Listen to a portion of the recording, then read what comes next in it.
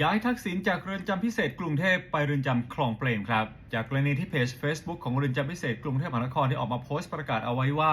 ตามนโยบายกรมราชทัณฑ์ได้กำหนดให้เรือนจำพิเศษกรุงเทพมหานครเป็นเรือนจำสำหรับรองรับการควบคุมผู้ต้องขังระหว่างพิจารณาคดีหรือฮับทุกประเภททำให้เรือนจำต้องย้ายผู้ต้องขังที่คดีเด็ดขาดแล้วไปควบคุมณเรือนจำทันทสถานต่างๆดังนั้นญาติสามารถติดต่อสอบถามข้อมูลการเยี่ยมญาติของท่านได้ตามเรือนจำทันทสถานต่างๆที่ได้ระบุเอาไว้ซึ่งในส่วนของนายทักษิณชินวัตรได้ถูกย้ายไปที่เรือนจำคลองเปรมครับและเมื่อช่วงค่ำที่ผ่านมารถตู้ได้นำตัวของนายทักษิณชินวัตรออกจากเรือนจำพิเศษกรุงเทพแล้วครับเพื่อที่จะมุ่งหน้าไปยังเรือนจำคลองเปรมโดยนายทักษิณยังมีสีหน้าที่ยังยิ้มได้พร้อมกับชูนิ้วโป้งให้